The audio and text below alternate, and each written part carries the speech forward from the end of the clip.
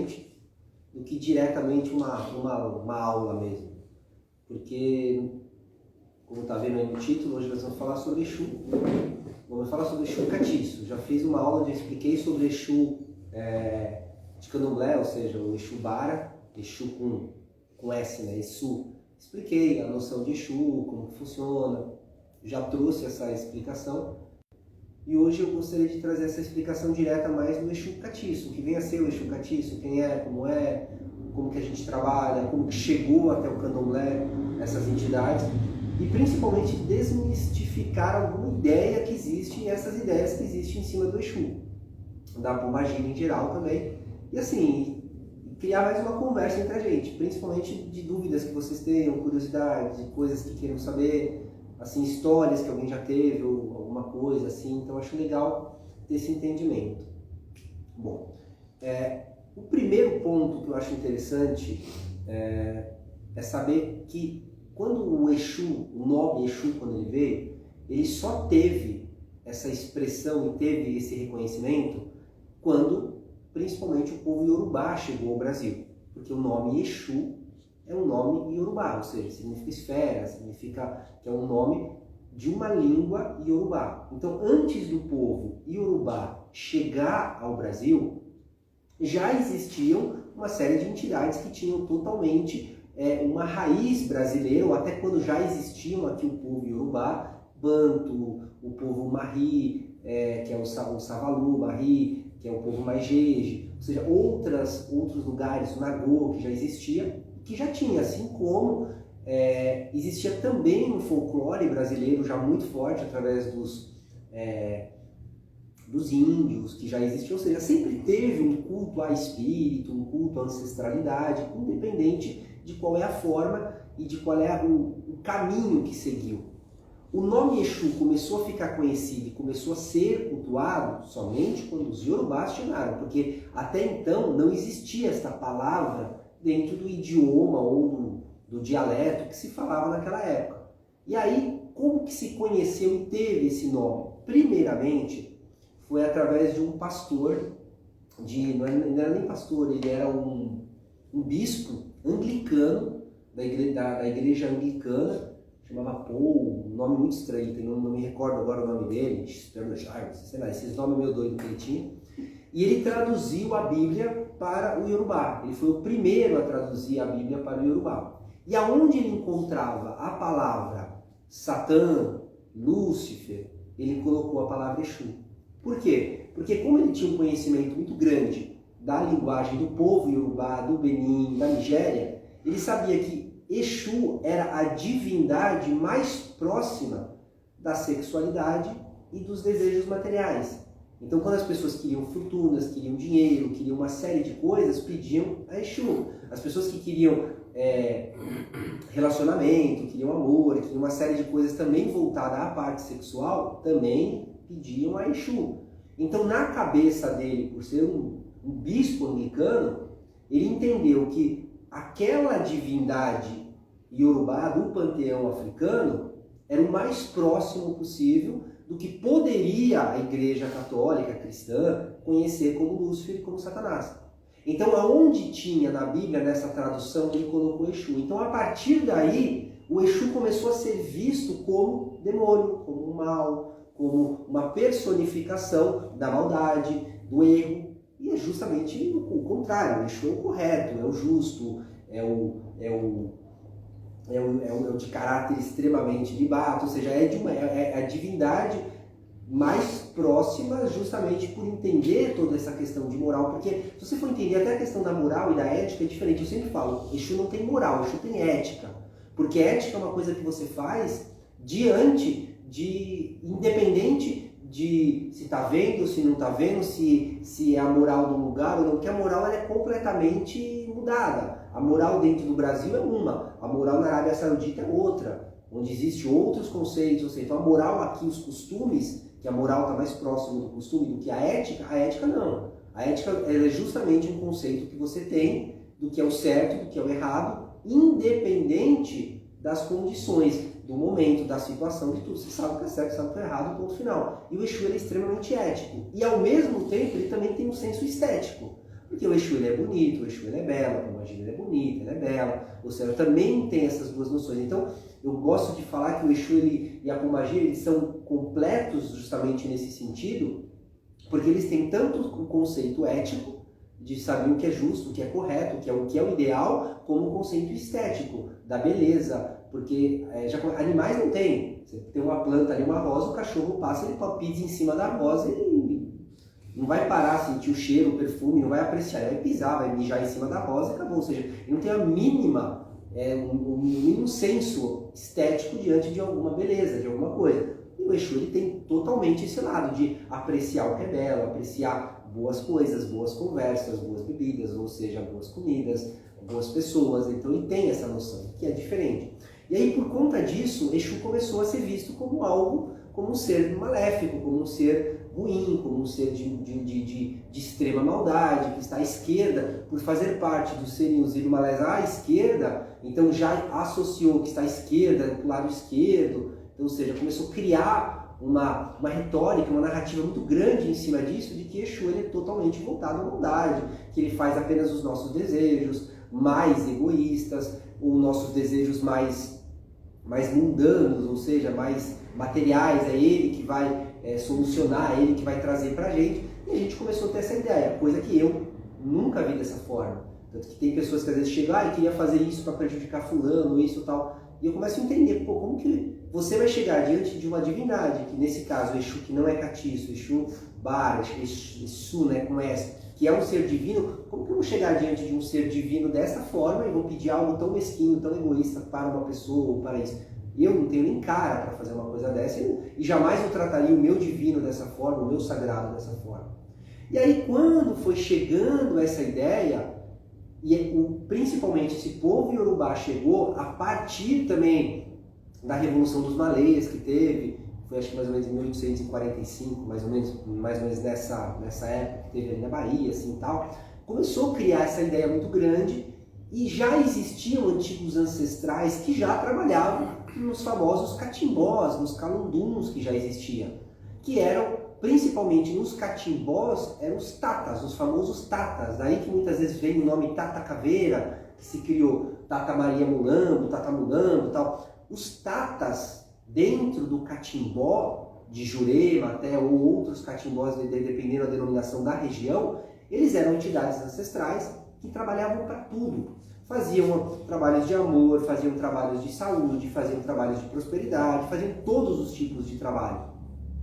E começaram a perceber que esses ancestrais e essas entidades tinham uma certa afinidade, no sentido de similaridade, com esses Exus, porque trabalhavam muito similares, faziam coisas semelhantes. Esse Exu trazia amor, trazia trabalho, ajudava em uma série de coisas. E aí começou a associar o nome a Exu. Então esses tatas que foram chegando, que já existiam, que eram esses espíritos ancestrais, que trabalhavam principalmente para tirar muitas vezes carrego, mal olhado, trabalhavam com uma energia muito mais densa, com uma energia muito mais telúrica ao mesmo tempo, uma mais forte, uma vibração muito mais intensa.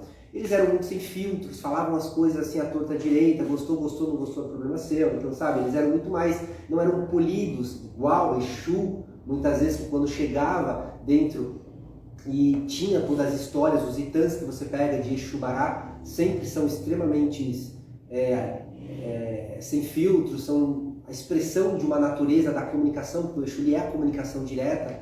Então foram reconhecendo isso e foram começando a perceber em relação a isso. E aí foi criando essa ideia de que eles eram similares. E aí, diante, quem trouxe muitas vezes para o candomblé, esse Exu catiço que a gente trabalha, quem trouxe muito, foi a Umbanda. Embora muitos não gostem de admitir isso, mas a Umbanda ela teve uma presença muito grande e influenciou demais justamente essa entrada dos Exus e da Pombagira. Por quê? Sei lá, aqui. E começou Hã? Não é. Ou roubaram ou parou. Ou levaram. Ou levaram. E aí começou a criar uma ideia em cima, um nome em cima disso que foi adaptando. Por quê? Porque quando a Umbanda foi criada especificamente, ela foi criada com as suas 7 linhas que tinham ali e eram muito restritas a caboclo, que é o caboclo das 7 encruzilhadas, que criou, o preto velho, ou seja, estava muito preso a somente isso, porque como eu já falei aqui, expliquei uma vez, a Umbanda foi criada para brancos, uma ideia para brancos, então tudo que era negro, tudo que era mais, eles foram tirando. E aí, por conta disso, pela Umbanda ser uma colcha de retalhos, uma série de divisões, de ensinamento de várias crenças, foi pegando coisas do xamã, foi pegando coisas africanas, católicas, cristã, espírita, kardecista, e aí, sempre dentro dessas crenças, o dualismo é muito grande. A ideia do dual do bem e do mal sempre é muito grande. E como tinha a ideia do bem, do bom, do correto, precisava ter uma certa coisa um pouco que desse um contraponto a isso. E dentro desse contraponto foi trazido e buscado os Exus e as pombagiras para esse lado. Por quê? Porque se entendia que o Exu era justamente aquele que faz a qualquer preço, sabe? Tem gente que ainda tem a ideia de que eu paguei Exu, ele faz o que eu pedi, porque eu paguei para ele. Assim como tem pessoas que já vi chegar em centros, virar para o Exu e falar, eu quero isso, o que você quer em troca? Tipo assim, eu já vi o Exu virar e falar, o que eu quero, você não pode me dar. E você jamais poderia me dar aquilo que eu quero. Porque o que eu busco cabe somente a mim, não a você. Eu já vi o Exu falar assim na cara da pessoa, a pessoa fica assim, sem reação. Porque tem a ideia de que eu vou lá pagar para o Exu e o Exu vai fazer o que eu quero. Não, isso não existe. Isso são entidades assim, que nem entidades usam esse nome, são espíritos muito baixos, que estão presos a uma situação, presos a uma ideia e acreditam que precisa desse tipo de coisa. Assim. Então, para mim, isso jamais é um Exu, deveria receber esse nome e tudo mais. E aí, como eles tinham que ter esse contraponto, esse antagonismo justamente entre essa coisa antagônica para criar a ideia do mal, de ser algo ruim, esse Exu ele é muito demonizado. Então por isso que você vai ver essas imagens onde o Exu ele tem rabo, ele tem chifre, ele tem pé de bode, ele tem 2 cabeças, ele tem uma série de coisas que é o quê? É justamente a maldade que foi criada para que desse uma conotação muito maldosa, uma conotação muito negativa para isso. E aí, na Umbanda, o que você acaba vendo quando você vai na Umbanda? Você vê Exu urrando, uivando, torto, gritando, coisas completamente diversas. Se ele é uma divindade, ou seja, no sentido de um ancestral não divino, de orixá, mas se ele é um ancestral, por que a necessidade dele vir animalizado, ou ele vir, não tem a necessidade disso? Isso é completamente absurdo. Então por isso que quando muitas vezes as pessoas elas chegam dentro de um terreiro de candomblé e de umbanda, elas veem a diferença e falam, nossa, mas que diferença? Porque muitas vezes um terreiro de umbanda ele está tão quadrado, tão preso a esses padrões antigos que foram criados, que muitas vezes o miasmo, muitas vezes aquela coisa que cria, faz com que o Exu ele seja aquela coisa animalesca, aquela coisa grosseira. E aí você olha, as pessoas sentem até medo. Fala, gente, como que eu vou me consultar? Como que um ser desse temperamento, desse porte, tem condição de me aconselhar alguma coisa? Foi a primeira coisa que aconteceu no dia que eu fui, muitas vezes, no terreiro de Umbanda, antigamente. E eu vi aquele tipo de coisa, e eu vi isso e eu falei, gente, como que um ser torto desse jeito, gritando dessa forma, extremamente descontrolado, como que uma entidade dessa, um espírito desse, tem condição de dar palpite na minha vida, de me dar um conselho positivo? Acho que eu que tenho que dar um conselho para ele, filho, vai para acender, vai fazer um tratamento, porque você está com problema, assim, porque está errado. É mais fácil eu te dar chegar para você e eu te dar, você quer uma muletinha para melhorar? Vamos fazer fisioterapia? Porque, pelo amor de Deus. E é diferente, você vai no terreiro de candomblé, os Exus, as pombagiras são bonitos, eles dançam, eles dão bons conselhos, eles cantam, eles são felizes, eles gostam, eles vivem muitas vezes viver, claro, de uma forma metafórica, mas eles vivem a beleza, atributos que correspondem ao belo, às virtudes, aos valores, à festa, à alegria, à descontração. Ou seja, eles vivem outros propósitos. Então, a primeira coisa que a gente tem que fazer é desmistificar a ideia de que o Exu ele tem que ser bom porque ele tem que ser forte, porque ele tem que ser mau, porque ele tem que ser temido. Porque não, o Exu não tem que ser temido, esses Exus cativos. Eles têm que ser respeitados. e admirados justamente pelo aquele atributo que ele tem. No entanto, que se alguém perguntar, para mim especificamente, qual que para mim eu vejo como o atributo principal de um Exu e de uma pombagira, para mim, que eu acredito que quando eu olho, eu vejo e falo, esse atributo para mim é o Exu escrito, é o carisma. Exu e pombagira tem que ter carisma. Sabe aquela pombagira que chega e você olhar para ela, você se encanta. O olhar dela para você é um olhar doce, é um olhar que te encanta, você fica parado ali, como se você tivesse hipnotizado olhando para ela. O Exu é a mesma coisa, aquele Exu que quando chega parece que ele rouba a cena e você só quer olhar para ele, você quer sentir, você quer conversar, você quer pegar, ou seja, um carisma muito grande, uma necessidade de estar do lado dele e dela. Essa para mim é uma das qualidades principais que o Exu pombagira tem que ter.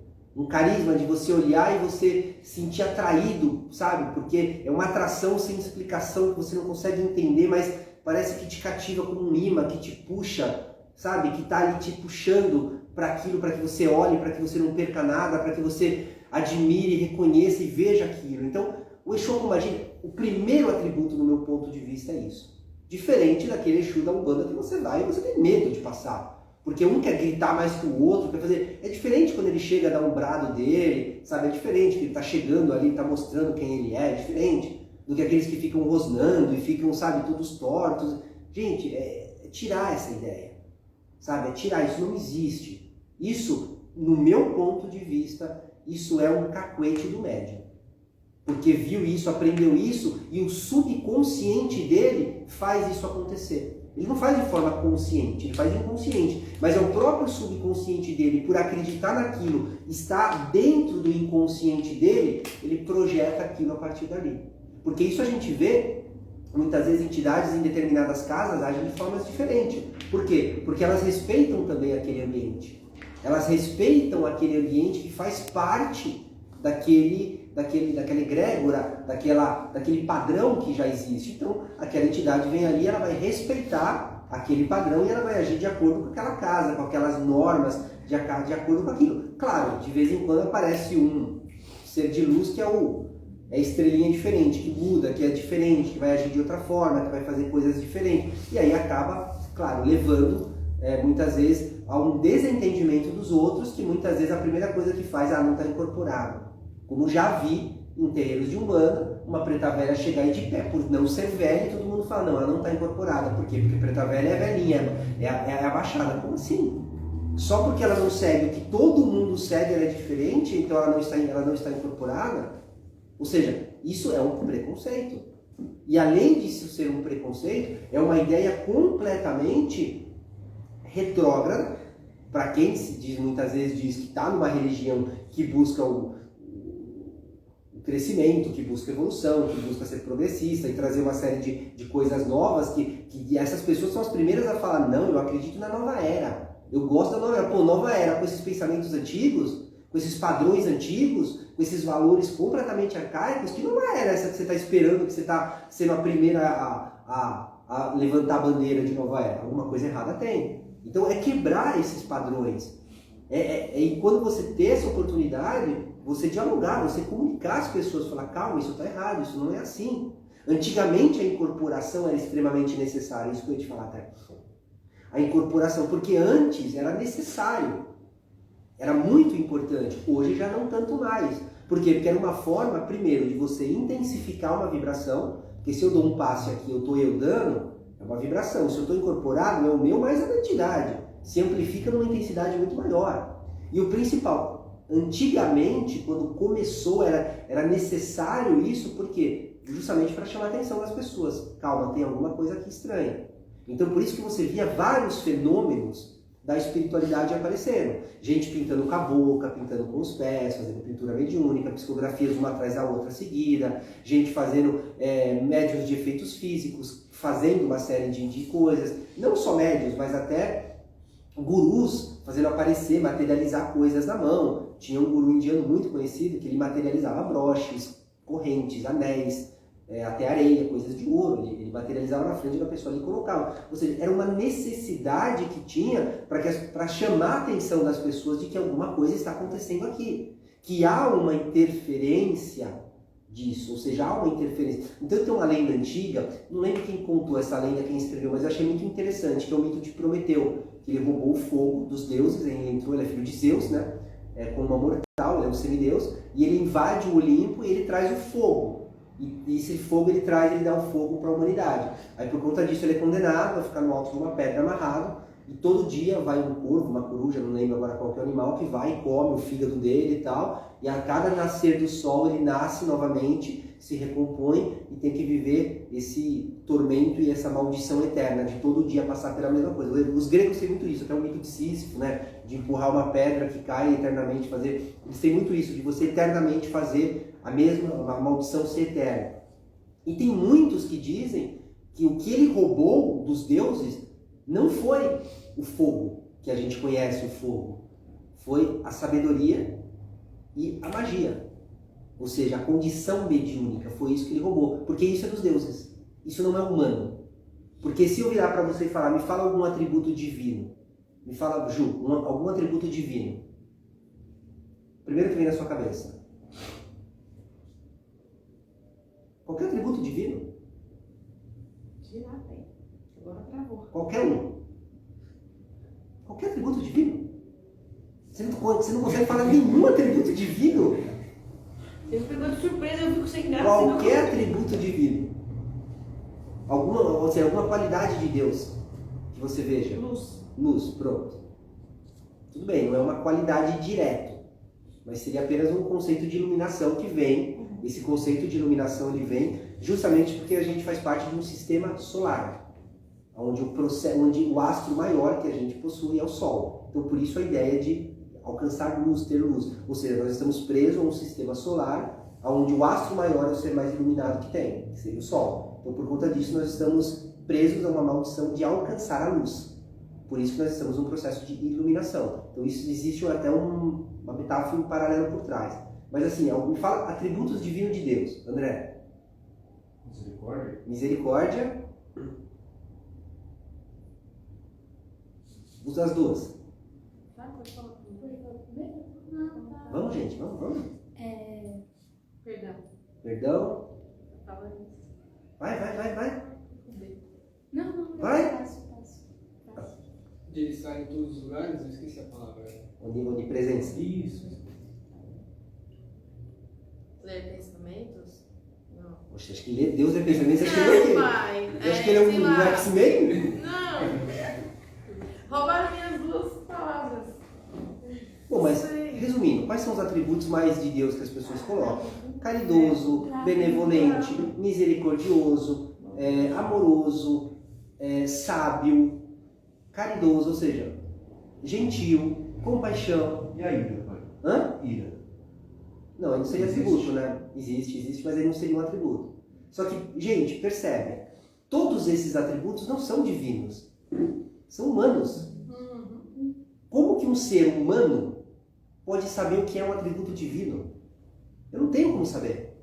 Então todos os atributos que a gente atribui a Deus são atributos humanos. Quem é caridoso? O homem. Quem perdoa? O homem. Quem é amoroso? O homem. Quem é grato? O homem. Quem é generoso? O homem. Ou seja, todos os atributos. Por quê? Porque nós somos seres humanos. Então como que um ser humano pode conseguir saber um atributo divino? Não tem como. Então, essa ideia de falar que nós somos a imagem e semelhança de Deus, eu acho que é o contrário. Nós criamos um Deus à nossa imagem e semelhança. Eu acho que é invertido isso. Nós não somos a imagem e semelhança de Deus. Nós criamos um Deus à nossa imagem e semelhança. Fomos nós que criamos. Então, o que é divino? A mediunidade. A magia, ou seja, a mediunidade, o conhecimento sobrenatural que existe é divino. E dizem que o que Prometeu roubou foi justamente isso, a mediunidade. Ou seja, foi a sabedoria, o conhecimento, mas ao mesmo tempo foi justamente o que deu ao homem, através da consciência, dele ter consciência sobre si mesmo, dentro de um processo de iluminação, mas ao mesmo tempo dizem que o que ele roubou dos deuses, que é o divino que a gente pode imaginar, é o quê? É o divino. Então o que ele roubou não foi o fogo, foi o divino. E ele trouxe o divino pra gente. Por isso que os deuses se revoltaram e deram a ele esse castigo. Porque quantos utilizam esse divino para maldade, para fins egoístas, para fins mesquinhos? Quantos utilizam? Por quê? Porque o homem não estava preparado para lidar com isso. Porque deu a ele um poder que ele não tinha, primeiro, a mínima condição de administrar aquilo que tem. Por isso que eu sempre falo para as pessoas, antes de eu dar para conhecimento, eu quero saber se a pessoa tem valor ou não. Pitágoras já fazia isso. Para você ser um pitagórico, naquela época, antes de Sócrates, que ele foi um dos fundadores, o que trouxe até o nome, filosofia, para você ser um pitagórico, a primeira coisa que você tinha que ter é valor. Você só era aprovado para ter o conhecimento se você tivesse o valor, se você tivesse o caráter, se você tivesse a moral no sentido. Por quê? Porque como que ele vai dar conhecimento para uma pessoa que pode usar aquilo em benefício apenas próprio, ou em benefício mesquinhos, ou para tirar vantagens, ou para ganhar alguma coisa? E isso é uma coisa que muitas vezes eu sou cobrado dos meus próprios orixás. Justamente de levar o conhecimento, mas antes de conhecimento, saber se existe a ética, se existe o valor, se existe uma série de outros caráteres por trás para que eu possa. Ninguém daria uma faca na mão de uma criança, porque sabe que é um risco e ela pode se ferir e ferir outras pessoas. Eu vou dar a faca na mão de um bom mestre, de um bom chefe de cozinha, de um bom cozinheiro, uma boa cozinheira, que vai conseguir utilizar aquela ferramenta da melhor forma possível. Então isso é muito importante entender. E o Exu ele tem esse conhecimento. O Exu no sentido Bará, quando foi a ideia de ser castigador, por causa de um Exu chamado Olopá, que é visto como um Exu castigador na África, que é o Olopá, que é um paralelo que existe aos antigos, não seria policiais, mas seria aqueles cobradores da África que existiam. Eles seguravam um porrete e as pessoas que faziam coisa errada, eles batiam. E eles eram conhecidos como os Olopás, ou seja, os castigadores, aqueles que eram ladrões, que faziam coisas erradas, que eram um pária da sociedade, eles eram punidos e perseguidos por esses Olopás. E aí também se tem a ideia de Exu Olopá ser um Exu castigador, justamente por quê? Porque ele seria um fiscal, aquele que fiscaliza os atos das pessoas. Então, por isso que muitos países nem gostam de trabalhar com eles. Por quê? Porque fazem coisas erradas. Então, como que você vai cutucar a onça com vara curta se você está com o seu sujo? Você não faz, as pessoas têm medo. E por essa ideia, foram vendo que Exu também era castigador, mas Exu Orixá era castigador. Então começaram a acreditar que as pessoas chegam a Exu para pedir a maldade, para pedir as coisas, segundo o julgamento delas. Ó, faz mal para esse fulano, porque esse fulano me prejudicou. Ou seja, as pessoas já chegam para Exu, já com a sentença dada, apenas pedindo para Exu aplicar a punição. Mas eles não deram ao Exu a condição do Exu avaliar. Porque o Exu pode virar para você e falar, não, mas quem está errado é você, já que eu tenho que bater, então eu vou bater em você. Porque você provocou isso, fez isso. Já que é para bater, então eu vou bater em quem merece. Por quê? Porque por conta até deste Exu Olopá, foi dada essa ideia, criada essa ideia de Exu ser um castigador. Então eu vou lá pedir para Exu, porque a minha vida está numa porcaria, minha vida está numa merda, porque tal pessoa me inveja, porque tal pessoa me prejudicou, eu vou lá para o Exu acabar com a vida dessas pessoas. É fácil a gente colocar a culpa no outro. Essa é a solução mais fácil que existe. Estou na merda porque o outro me fez, porque o outro me isso, porque o outro não. Ninguém quer olhar para si e reconhecer que você está na merda pelas atitudes que você teve, pelas escolhas que você fez, por atitudes erradas que você tomou. E não é nem de estar pagando ou tá. Não. São escolhas. Tem consequências. Não tem como. E aí as pessoas, é fácil julgar, porque ao outro, cabe ao outro, não é problema meu, o Exu vai dar jeito na minha vida. Não é assim que funciona. E aí quando o Exu ele chegou a Umbanda, ele chegou dessa forma extremamente demonizada. Quando ela foi para o Candomblé, as pessoas do Candomblé conheciam o Exu Bará, o Exu com S.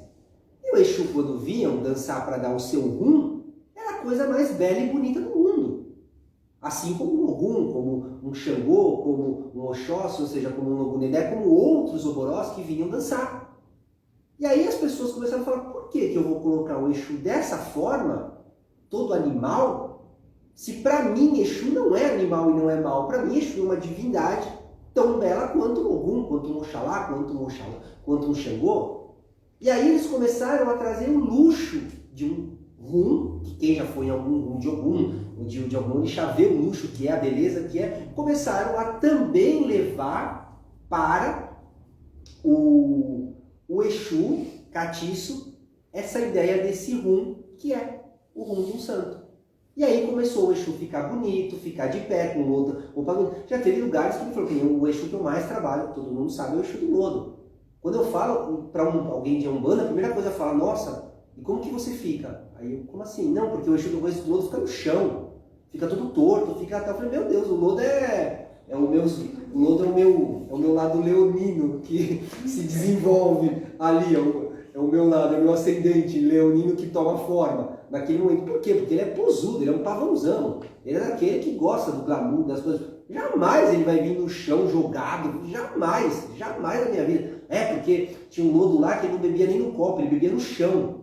Porra, você jogava uma pinga no chão e fazia Exu beber, ele é o quê? Nem cachorro come no chão, cachorro toma na cuiazinha dele, lá na panelinha dele, nem cachorro, nem animal come coisa do chão. Como que o Exu, uma entidade, vai comer coisa do chão, vai beber coisa, sabe, tipo... Mas não, porque a ideia de quanto pior, melhor. Sabe, como assim quanto pior, melhor? Pô, a gente tá falando de sagrado, a gente tá falando de divino. A gente tá falando de uma religião, de uma proposta que vai instigar a gente a sair maior e melhor do que a gente chegou. Então não, vamos começar a quebrar isso. E também por conta dos bantos que já existiam, que tinha essa presença desses catimbós, desses calunduns que vinham, os mestres. Ou seja, Maria Padilha era uma mestra juremeira, que foi trazida para a Umbanda, para o Candomblé. Era uma mestra juremeira maravilhosa, que quando chegava dentro de um catimbó era a coisa mais linda, dançava de forma espetacular, cantava cantigas lindas, porque era uma mestra juremeira, assim como o Zé Pilintra, que é um mestre juremeiro. Existe, claro, teve uma mistura aí depois da Lapa, do Rio de Janeiro, do Zé Pilintra malandrão, o Zé Pilintra mais assim. Só que assim, o Zé Pilintra real que foi se criado, que nasceu a ideia, como foi conhecido dentro do folclore, era um antigo juremeiro. Isso foi denominações que foram dando, de quem conta um conto aumenta um ponto e foi mudando. Mas assim, foi trazido, mas já existia tanto nesses antigos calunduns, nos catimbós, principalmente nesses antigos terreiros que já existiam. Tinha até um outro nome que eles falavam, agora não me lembro, que era um outro nome que também existiam, que já se trabalhavam dessa forma. E aí, quando chegou no Candomblé, mudou. A Pombagira é a mesma coisa. A Pombagira eram mulheres que eram ancestrais femininas que vinham, principalmente nessa época, na região da Lapa, onde o banto era muito forte, lá no Rio de Janeiro, e elas vinham e trabalhavam principalmente naquela região que era muito pobre, para atender pessoas que ali tinham muitos viajantes de navios, tinham muitas prostitutas que ali ficavam para receber esses viajantes e ganhar a vida, e elas essas ancestrais começaram a dar principalmente muitas consultas sobre relacionamento, ensinando pós e feitiços e coisas para segurar um homem, para tirar dinheiro, para ganhar coisas e tal, que eram nem pombagiras, eram ancestrais antigas que estavam ali, muitas com um pensamento bem arcaico daquela época, muitos espíritos, muitos ainda em processos de formação, e que davam esse negócio. E aí foi se associando a ideia de que pombagira é puta, e não tem nada a ver uma coisa com outra.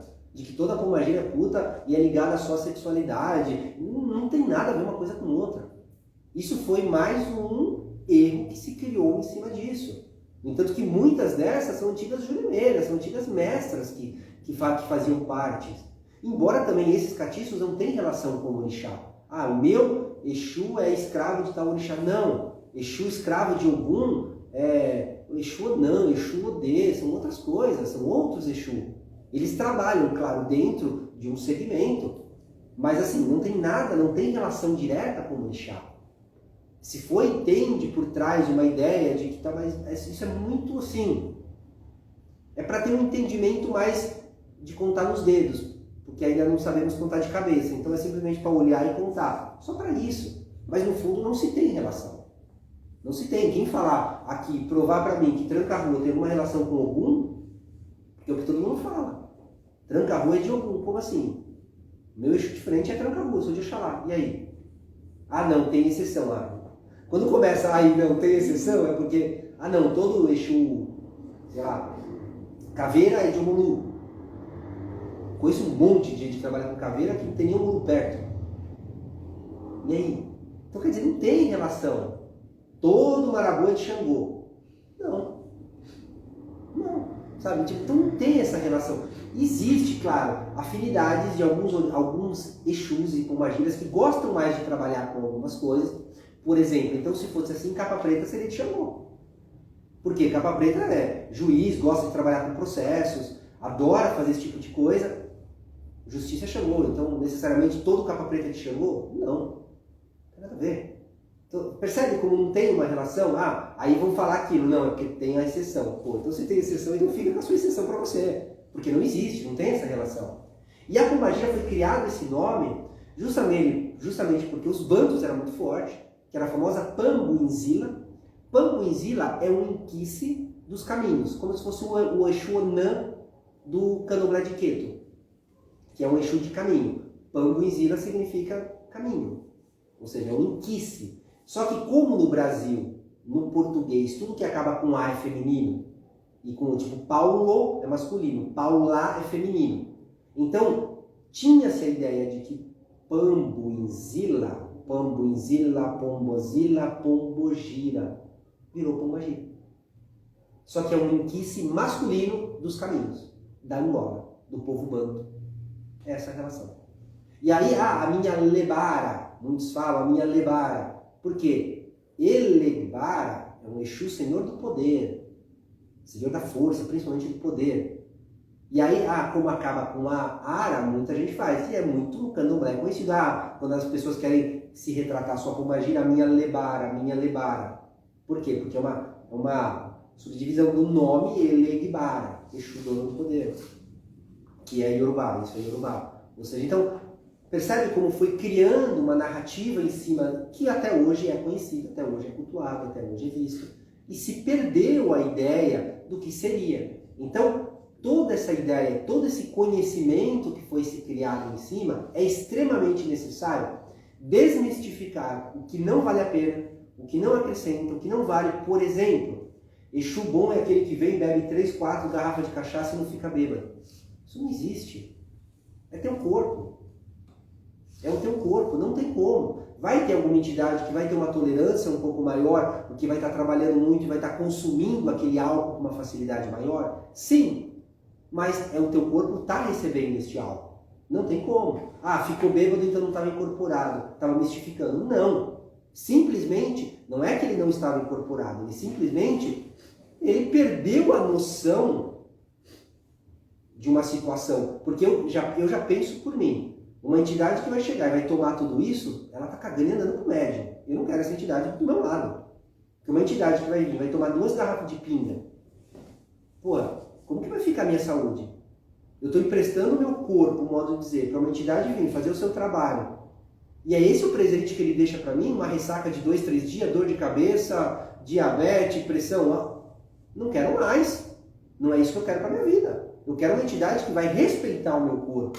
Porque, por exemplo, se eu sou uma pessoa que faço academia, que é nítido, eu sei, que faço academia, que me alimento saudável, que tenho uma vida onde procuro manter um certo equilíbrio físico, emocional e tal, eu vou trazer algo que vai me prejudicar, para quê? Não quero isso para minha vida, eu não quero, então eu não quero essa entidade. Então já começa que a entidade, a primeira coisa, ela tem que respeitar o médium. Para mim, uma entidade que chega e enche a cara, ela já está, para mim, quebrando o básico do básico, que é justamente respeitar aquele corpo que está cedendo para que ele trabalhe, para que ele esteja presente ali, para que ele ajude, faça, aconteça, ou seja, não importa qual seja o motivo. Mas ele já está corrompendo, para mim, o básico do básico, que é um respeito a quem está cedendo o teu corpo. Então, claro, o cuidado. Por quê? Porque hoje muitas giras de esquerda são verdadeiras festas. Assim, o propósito por trás perdeu. As pessoas vão para beber, vira casa da mãe Joana, e aí o que acontece no final? Briga, discussões, Alguém se exalta porque de lugar onde tem muito álcool, tem muita bebida, sempre tem muito valentão. Porque o álcool tem esse poder, né, de dar coragem às pessoas, né, que não tem. E aí as pessoas começam, e aí a confusão começa a acontecer. Então, para que isso? Você está indo para uma balada, para uma festa, ou você está indo para um lugar sagrado, uma casa de axé, uma casa de orixá?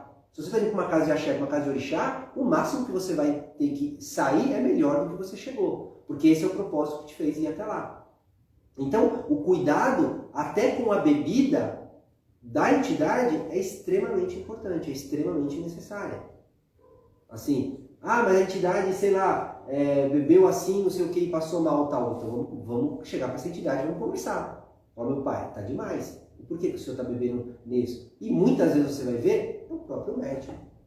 É o próprio médium que já tem esse descontrole.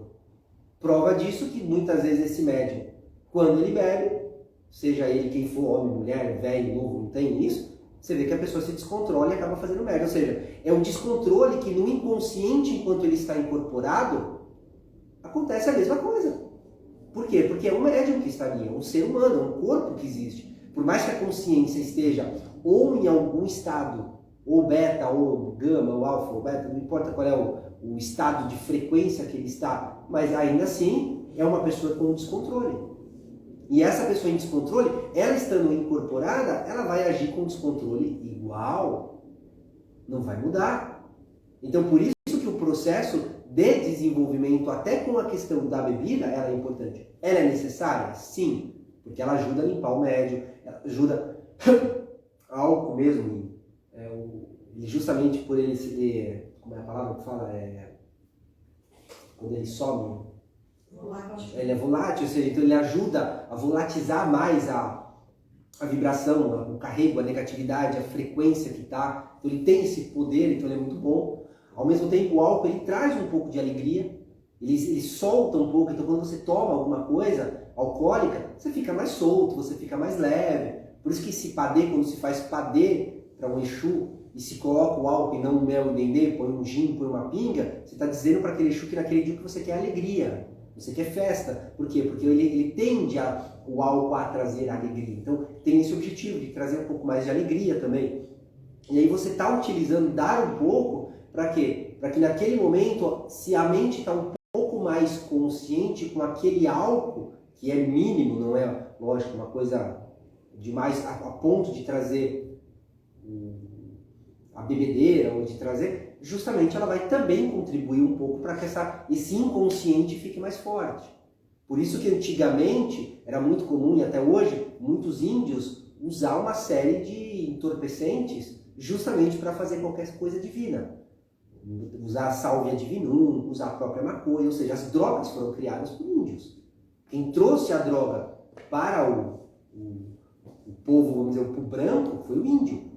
Era o índio que já tinha o conhecimento de todas as drogas. E trouxeram justamente, aí o homem, claro, foi criando droga sintética, uma série de coisas, mas todas essas drogas, a papoula, o ópio, a maconha, essas drogas todas foram criadas por índios. Porque eles tinham o poder, justamente para quê? Para conseguir tirar a consciência daquele momento e conseguir alcançar algum lugar extrafísico, ou seja, um lugar além do físico, extrafísico, além deste físico.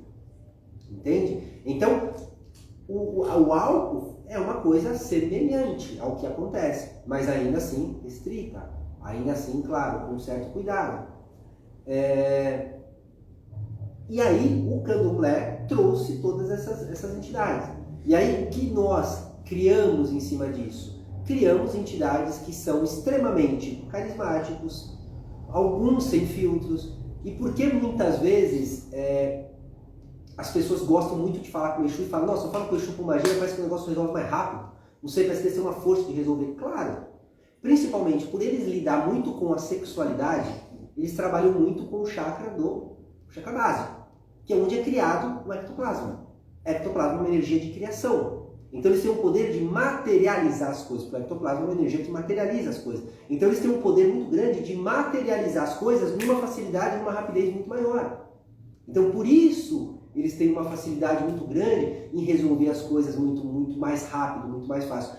Também pelo tipo de energia que eles trabalham, que são energias totalmente ectoplásmicas, ou seja, energias de materialização, de concretização. Então a chance de um trabalho dele, não desmerecendo os outros, claro, mas um trabalho dele ter uma materialização, ou seja, se concretizar com uma facilidade, uma rapidez muito maior do que o outro, isso é real. Mas nem sempre o que você precisa é aquilo. É aí que está o ponto X. Ah, então eu sou assim, então eu não quero mais passar com baiano, com preto velho. Não, porque cada caso é um caso. Se você precisa de um neurologista, não adianta você ir sei lá, num clínico geral, por exemplo. Não adianta você ir num reumato, porque não é o teu caso. Então nem sempre o teu caso é aquele caso que vai se resolver. Claro, Exu tem uma gama de energia de trabalho muito grande, então eles têm uma facilidade, tanto que eles trabalham de saúde e amor. Eles têm esse poderio na mão. Mas às vezes, quem já tomou um passe com um preto velho, um benzimento, já passou por um trabalho, até de um baiano, de um próprio boiadeiro, de um marinheiro, sabe a diferença de um do outro. Já teve casos de, às vezes, você passar por exemplo, por uma limpeza de um boiadeiro ou de um marinheiro especificamente, e aquela limpeza que você passou, que conseguiu tirar, aliviar de você um peso, um Exu naquele momento não teria como tirar aquilo de você. Ele poderia te falar alguma coisa, te ensinar a fazer alguma coisa e tal, mas ele não tiraria aquilo de você com a facilidade que um catiço nesse sentido tirou. Muito maior, pelos elementos que ele carrega. Por quê? Porque, por exemplo, nesse caso, um caboclo, um boiadeiro, todo o conhecimento que eles têm de trabalhar, seja um caboclo de laço, um caboclo de couro ou de pena, mas todo o conhecimento que ele tem do povo indígena, do mameluco, ou seja, das raças que fazem parte, é muito grande. Então eles conseguem, naquele momento, através de um charuto, de uma folha, de um laço, de um couro, de uma faca, eles conseguem aliviar e quebrar aquela energia presa a você numa rapidez e numa facilidade muito maior do que um Exu ali presente, que vai fazer o quê? Bater uma capa, soprar um negócio, vai fazer o quê? Assim, poucos Exus que eu conheço dão passe. Tem Exu que dá passe, tá, mas tem Exu que não dá passe. O Lodo, por exemplo, é um. Eu nunca vi ele dar passe, minha mãe. Eu quero um passe. Ele fala, meu filho, você veio na gíria errada, eu não faço isso tudo não. Aí ou ele vai brincar, né? Então passa para lá, vai. Passa para lá, ele vai fazer uma piada em cima. Porque não é da natureza dele fazer esse tipo de coisa. Gente, eu falei que ia ser uma conversa, mas pelo jeito... Deixa eu eu me empolgo a falar, né? Então, essa noção de Exu, ela é extremamente importante justamente por quê? Porque eu vejo também o quê? As pessoas com sempre uma procura maior.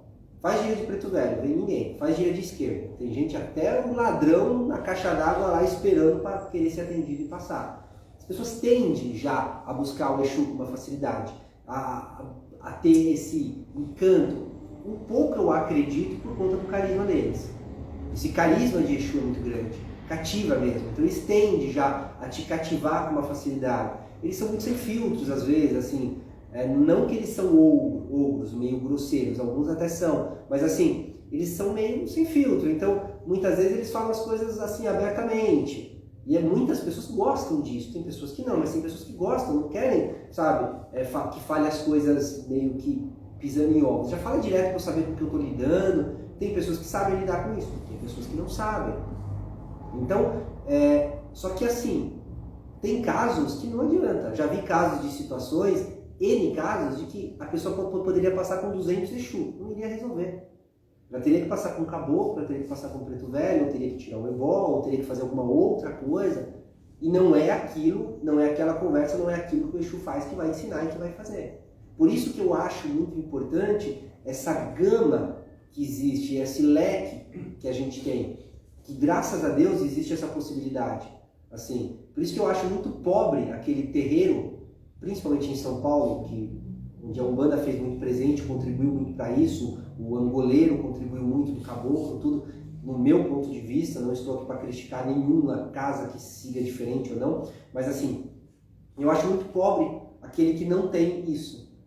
Ele é muito... Por quê? Porque às vezes aquilo pode faltar para ele. E aí ele vai ter que, claro, dar os seus pulos, não que ele não vá resolver, ele vai resolver muitas vezes, mas a ginástica que ele vai ter que fazer para conseguir resolver aquilo, às vezes com um caboclo, com um preto velho, às vezes com um marinheiro, com um boiadeiro, você resolve numa facilidade grande. Então, por isso que muitos me perguntam, pô, mas quando você foi para o candomblé e você trouxe a Umbanda? Porque eu acredito que o que é divino se soma. Se eu tive um conhecimento de alguma coisa, eu não vou deixar o meu conhecimento de lado, o que sempre foi útil na minha vida, o que sempre me ajudou, não no sentido de utilidade, mas sempre me trouxe e me proporcionou sabedoria, conhecimento, questionamento, reflexão, me proporcionou. Eu não vou abrir mão disso, jamais. Porque sempre foi algo positivo na minha vida, então, não, agora por conta disso, porque eu vou ser quadradão, como muitos candomblés, não, porque quadrado no candomblé não tem isso, eu vou abrir mão, eu vou cortar e fazer. Não. Tudo bem, esse é um pensamento que você tem, não é um pensamento que eu tenho. Por isso que, para mim, é extremamente importante e necessário eu somar o conhecimento. Porque eu acredito que o conhecimento está em todo lugar. Se eu me negar a conhecer em algum lugar, quem está perdendo sou eu. Que nem eu me interesso, gosto bastante, por exemplo, sei lá, de religião, por exemplo, egípcia ou indiana. Eu adoro, todo mundo sabe, eu adoro a religião hindu, gosto bastante, principalmente porque criou uma série de segmentos que existem hoje. Hoje a gente fala de chakra, fala de karma, a gente, graças ao hinduísta. Porque hoje, até o kardecismo hoje, o espiritismo que existe no Brasil, não é o espiritismo que Allan Kardec criou, é o espiritismo a moda até Uberaba, porque o Chico Xavier ainda fez uma mudança. Hoje é um espiritismo que a gente fala de bioenergia, que a gente fala de aura, que a gente fala de chakra, que a gente fala de dharma, de karma, de destino, para mim todos conceitos indianos. Não, mas eu não gosto de religião hindu porque tem deuses antropomórficos, um deus lá com a cabeça de elefante, que é o Ganesha. Tudo bem, é um preconceito que você tem. Só que você está deixando de ter um conhecimento, porque ali tem um conhecimento.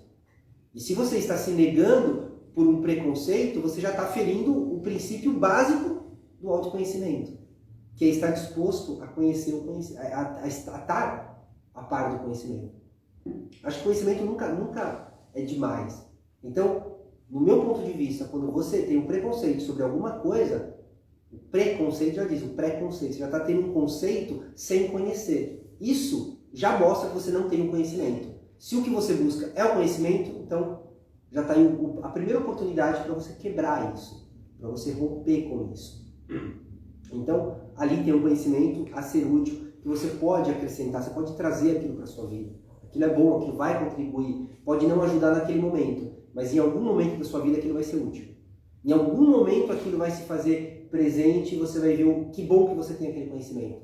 Você vai ver o quanto ele foi útil para você, o quanto ele te trouxe um ponto de vista diverso ou trouxe uma opinião alheia àquela que você tem quadradinha, sabe, prontinha, já pronta ali, famoso aquele conhecimento meio fast food já que você tem. É muito mais.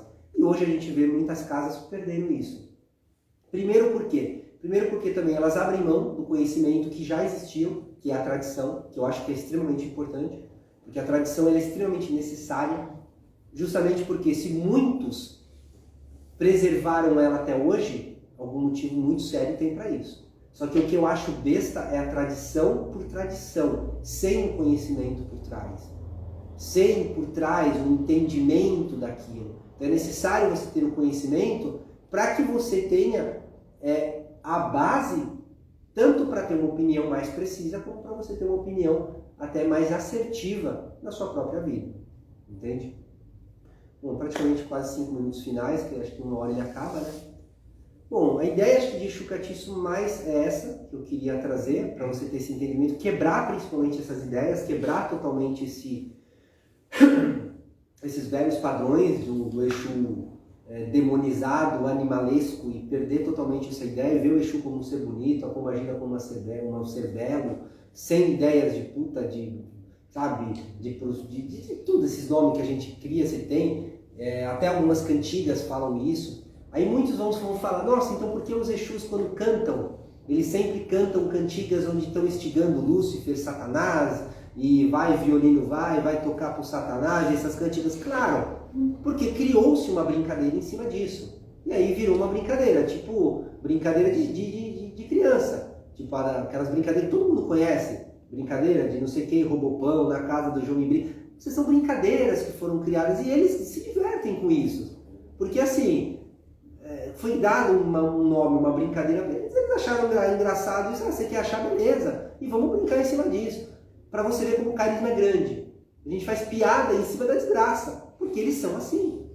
Isso já é da características dele. E aí ficou-se essa brincadeira. Então eles vão cantar mesmo cantigas chamando o demônio lá, Lúcifer, coisas que não existem. Porque dentro do panteão africano e iorubá não existe demônio.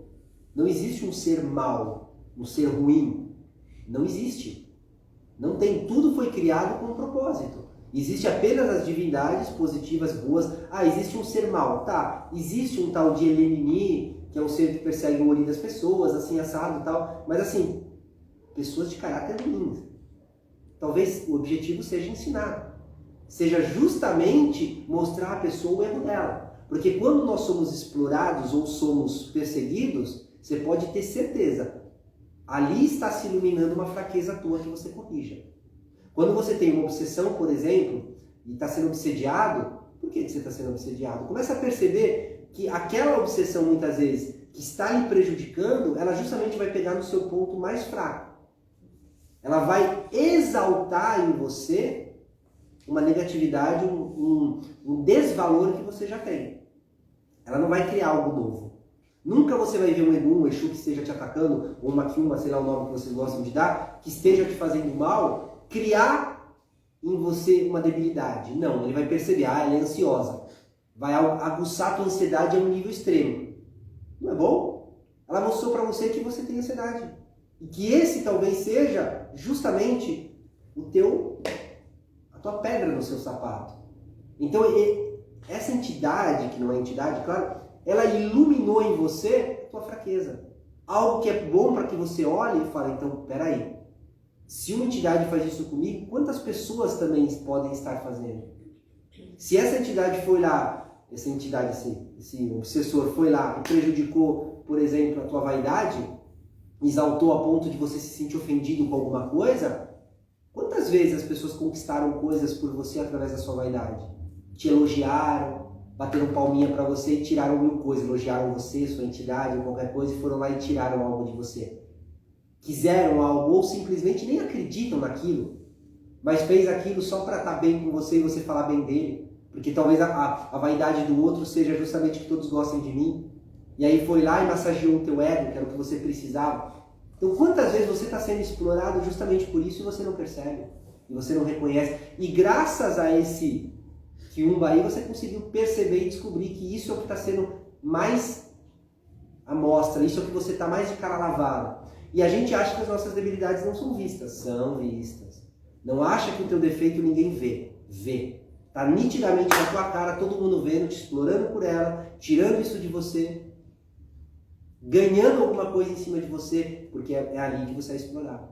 Então é isso que eu falo, nada é ponta solta, nada é por acaso. Assim, então, que bom que essa entidade fez isso, né? Esse demônio aí, modo de dizer, fez isso para mim, porque ele mostrou justamente o que eu devo neste momento trabalhar.